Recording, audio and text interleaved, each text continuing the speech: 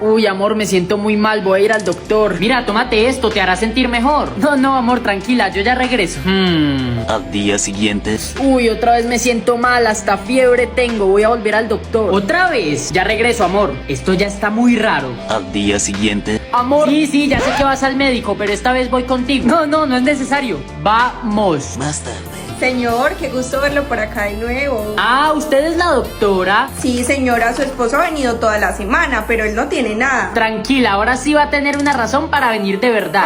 Ayúdeme, doctora. Porque vendrán todos los días donde mí.